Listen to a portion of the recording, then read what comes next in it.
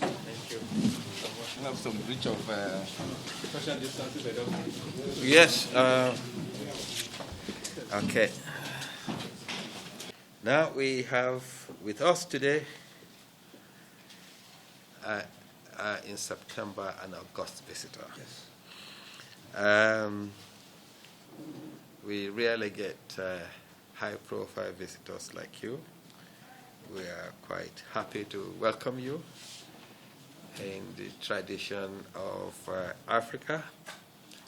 And, well, incidentally, it's a very good visit by a brother to another brother. I tell you, we have a relationship that dates back a very long time. It is my pleasure to welcome you to Bureau of Public Procurement, and in the working relationship between BPP and NNPC, it has been a partnership all along. We treat all your requests with dispatch, and where guidance is required, we give. So you're welcome. Thank you. Again, and over to you. Let me speak. Yes. Okay, that's fine.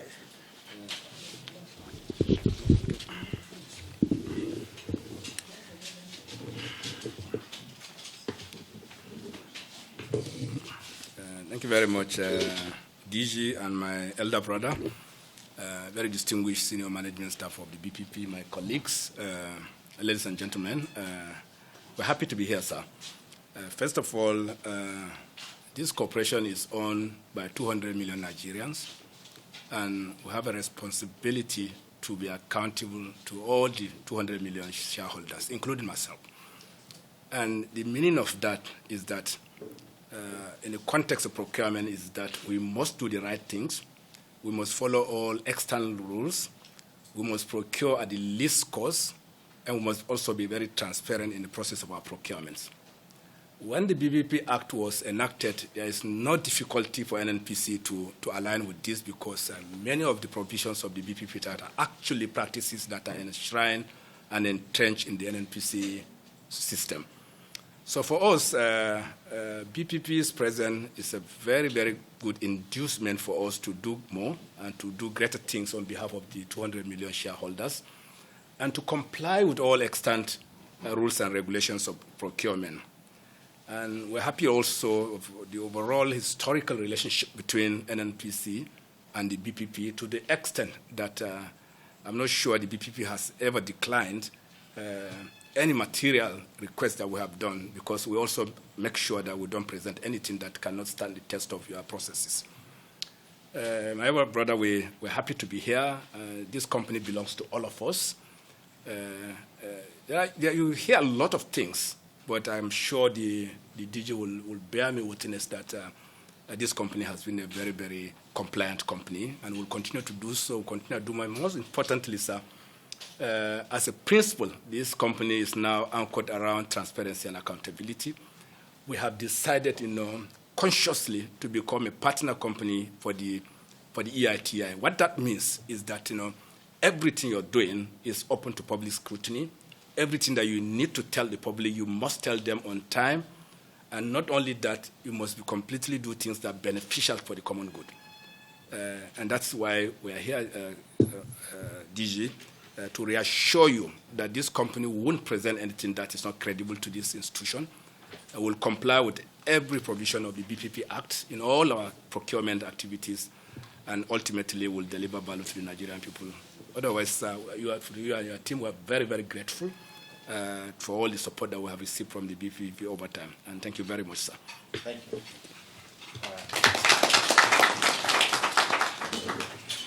Previously mentioned is still in existence, and we're working in the best interests of Nigeria. There is no doubt we are facing challenges. As a young man, fuel queues were very common. I was in the university then, and I had a very big motorcycle that required me to go to filling station to take fuel. And sometimes I'll be at the filling station for an extended period to get, I don't think I remember again how much fuel I buy. It must be just 3, 4, 5 liters. And I waste so much time to do that. That was before the refineries were built. Of course, Kaduna Refinery came on stream well after I had left school, and it eased the fuel queues for some time. And it has been very epileptic in trying to solve Nigerian fuel supply problem. It's interesting now that the fuel system is getting deregulated. I don't see why government should get involved in supplying fuel to Nigerians. When I was a young man, again, going back, I only knew Shell, Mobil, and others as people who dealt with supply of fuel to Nigerians. How they did it, government didn't know. But with oil boom, we thought we could support our people by participating in it, and NNPC did that and got themselves into the supply chain of fuel consumption. Well, we are trying to get out now. This country is a country where subsidy is all over the place. We are enjoying subsidy on the reuse of roads, subsidy in the fuel consumption. I think the only thing we are not getting subsidy from is the air we breathe. Otherwise, water supply is almost free. Electricity supply is there too. People complain that the reason why we must have subsidy is because certain things are not in place. But even in the developed world, I knew it when everything was not in place and people were not enjoying subsidy. It was like you earn your salary and it goes to pay all bills. And by the time we finish, you'll be down to 0. That was the life. So, but here, people are doing great things with small pay because there is a lot of subsidy. In fact, subsidy now has extended to the digital level where people who have no money will just send you a text with their account number and expect you to respond. You see, that is how subsidy has led us. So you're welcome. And the next item we have now is the interactive session. Who is going to take a lead on that? So we leave the floor open for the interactive session. Thank you. Interestingly, we have some of the officers that participated in the AKK project around here. And if there is any misunderstanding in that area, we are all together here as principal stakeholders. We can discuss. If you have anything to say in that area, I think you are free to do so. But what we saw on the publication was that the price of the pipe was $3,000 per linear meter, contrary to what we have at about 500 thereabout. So I contacted, and some of your officers came over and we looked at it, and I assured them that that definitely did not come from the guru, and they may need to go back and look properly at maybe where that information came up. But definitely there seems to have been some kind of mischief.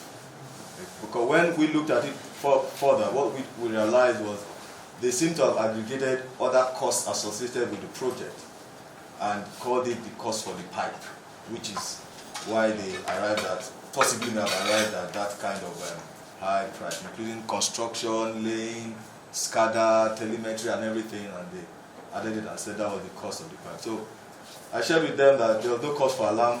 It clearly was a mischievous publication, and we put it at that. Thank you. Specific requirement. Specific in the sense that it will be project specific. The requirements for one project may not be exactly the same thing for another project. But what is common is the general statutory requirement of PENCON tax and so on and so forth.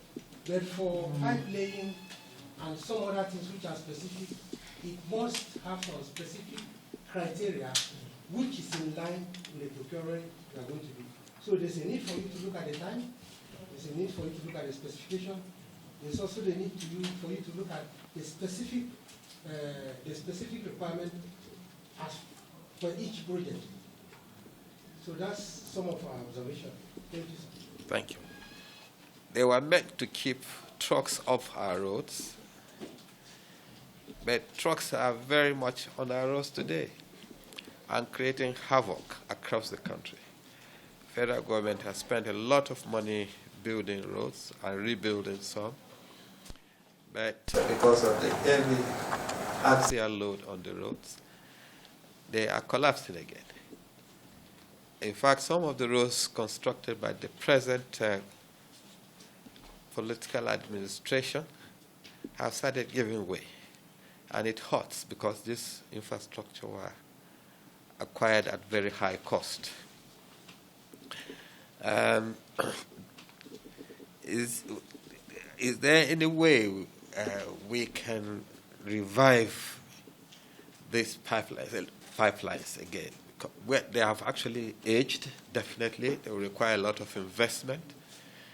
Otherwise, the products you put in at one end may not arrive at the other end, using the system as they currently are, apart from the pilferage that normally takes place along the pipelines.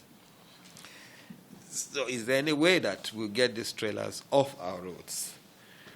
We're talking about this because here we review road construction procurements very regularly, and it hurts that a lot of these monies are spent and they do not last. I would like to get to know what the strategy is in reverting back to the pipelines. Because if we put 100 liters of fuel in Lagos or Port Harcourt or Warri and targeting it arriving at your depot in Jos, 100 liters should arrive there. That is as it is for the existing pipelines. I'm happy that the AKK pipeline is going on, and it has got the potential to revolutionize the establishment of industries, because it will provide a corridor of transportation of so many products that are needed for industrial activities. We're happy about it, and it is supposed to continue across the African continent. It's on its way there so that we can also participate in a wider global market in the marketing of some of the petroleum products. So can you just give us an insight into strategy for the pipelines in this country? And unfortunately, today, less than 500 kilometers of them are active. And the reasons are twofold. One is the act of vandals and criminals who constantly attack our pipelines. And this didn't spare anywhere. Most prominent in the Lagos-Ibadan axis, and also from Port Harcourt into Enugu. But nowhere is spared. Vandals attack our pipeline everywhere, scoping product from our lines causing colossal losses to this country. The second reason is that many of these pipelines have aged. They're due for replacement. And unfortunately also, currently we don't even have the resources to make those replacements. So a combination of these two factors have made it impossible to deliver products via pipeline effectively. Some level of transfer is going on, but that is not where we want to be, and obviously very, very suboptimal, and leading to having all the trucks you are seeing on the road, DG, today. But it's not a hopeless situation, DG. We recognize that we do not have the massive resources required to deliver on this. So we started a will operate and transfer process. We have seen significant interest from investors across the world, and I can assure you, DG, not very far from today, our target is probably 2 years, maximum 3 years, to replace these lines. But we know that the process that we have started today will deliver on this, and that's the only way to go around it while we are doing remedial works to maintain the lines and to improve on the security architecture, which is getting some level of support. What I can assure you, DG, is that the very design of this pipeline network and the depot is such that no truck should move more than 400 kilometers. But today, trucks move 1,700 kilometers from Lagos into Maiduguri, from Lagos into Sokoto, and probably Port Harcourt into Kano, and all kinds of things. This is not the plan. There is no way our roads can stand this. Some of these articulated trucks actually carry up to 60,000 liters of gasoline. And it's simply not possible for these trucks to continue to move and have the very good condition of the road. So we're very conscious of this. We're supporting everything to make sure that we can take these trucks, at least minimize their movements on our roads. And back to the comments by our other colleagues about the long tendering process. This is a historical problem for this industry. The regular tendering process takes about a minimum of 18 months. We have set targets to achieve 6 months of tender process from start to end. For some of the projects, for the massive projects, it's simply not possible to do them in 6 months. But our target is to bring for the basic and the average projects to the maximum of 6 months of a tender process. And we have achieved significant success doing this. We have reduced that timing now.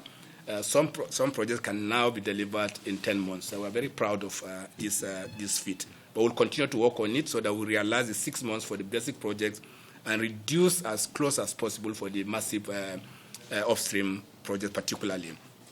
Then on cost specifics and benchmarking, I'm also happy to tell you, sir, that today we have started a process, we have delivered on it to have a cost benchmark within the company, so that for every project, because there's no project that is really completely new in this industry, there can be variations to the projects, but there's something like this that has taken place, and we have built a cost database which will now be the reference point for all our procurement practices, so that you have specific benchmark before you start, you know what to do, and then those specific will come to play.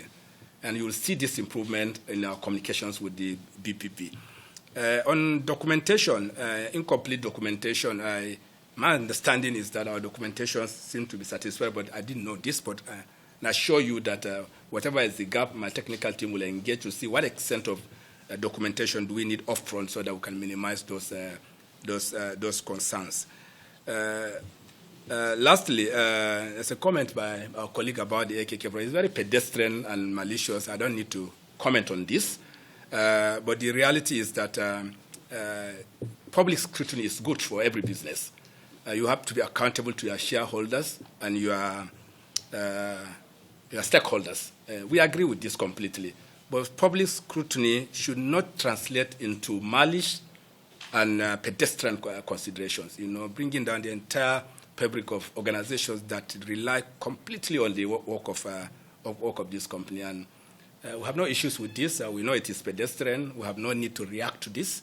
But we also know that people should be responsible when they subject public institutions to scrutiny. And I can understand. I didn't want to comment because it was really about my person, the character of the GMD.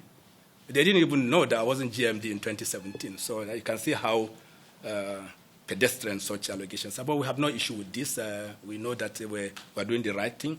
This project, as DG has clearly said, is a game-changer project, because what it will do for this country is to deliver gas not just across the AKK pipeline. It will debottleneck a process of gas delivery to the entire country such that you will see massive improvement in gas supply to the east and to the west of our country, all the way into the West Africa loop. Without doing this project, it is impossible to deliver all those initiatives. But we're very focused on this, and God willing, we'll deliver. So thank you very much, TJ. Thank you.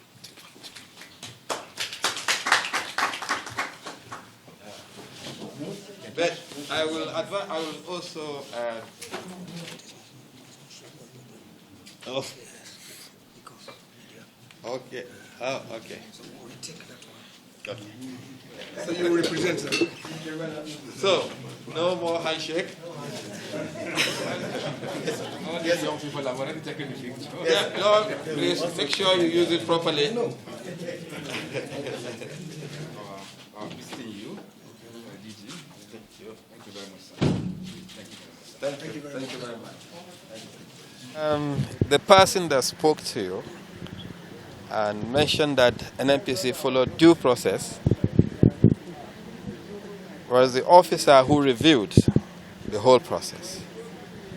Of course, after I read a bit of the social media, I called on him to brief me on the relationship between the due process we did and what was carried in the social media.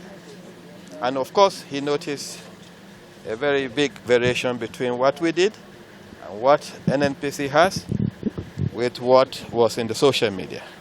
Then we went further to find out how they came about the information they disseminated. And of course, we saw that they picked the information from somewhere else and used it in a manner that was meant to hurt what NNPC did. But I think we are on top of the situation. We have our documents intact, and it's available for scrutiny by whoever may be interested.